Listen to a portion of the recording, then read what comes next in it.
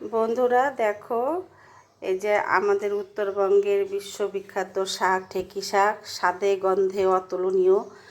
এই শাক আমি রান্না করে এখন দেখাবো। এই শাক কিন্তু দেখো খুব কুচি কুচি করে কাটতে নেই, একটু বড় বড় করে কাটতে হয়। এই শাকটা খুব ভালো খেতে।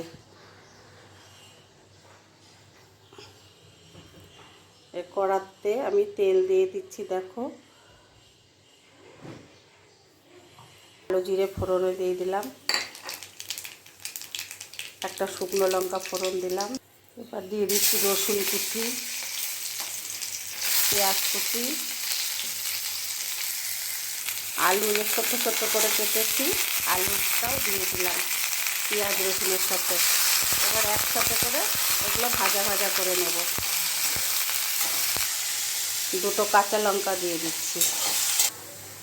এবারে শাকগুলো দিয়ে দিলাম, নুন দিয়ে দিলাম, অল্পই দিলাম কারণ শাকটা কিন্তু মজে যাবে একদম।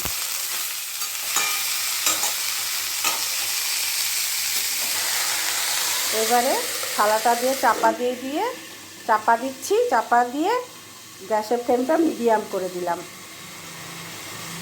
এটা উঠিয়ে দিচ্ছি।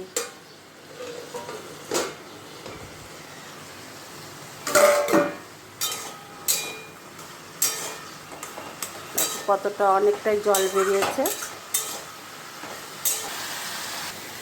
এবার গুঁড়া হলুদ দিয়ে দিলাম,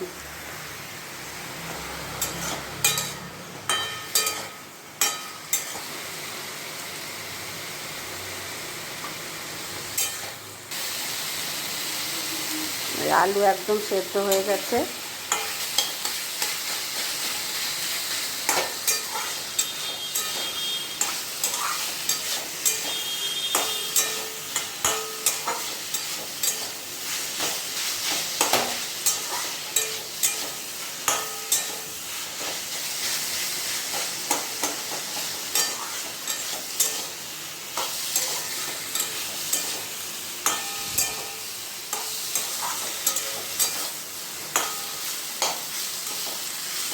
এই ঢেঁকি শাক ভাজা দিয়ে কিন্তু এক থালা ভাত খাওয়া হয়ে যায়, জানো তো। এই ঢেঁকি শাকের এত সুন্দর একটা গন্ধ।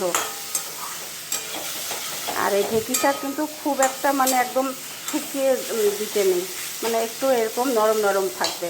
আমার শাকটা দেখো তৈরি হয়ে গেছে। এবার নামিয়ে দেব।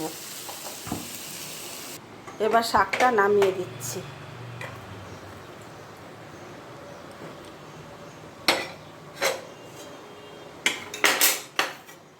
দেখো শাকটা নামিয়ে দিলাম। তোমাদের কেমন লাগলো আমাকে লাইক কমেন্ট করে জানিও। সকলে ভালো থেকো, সুস্থ থেকো।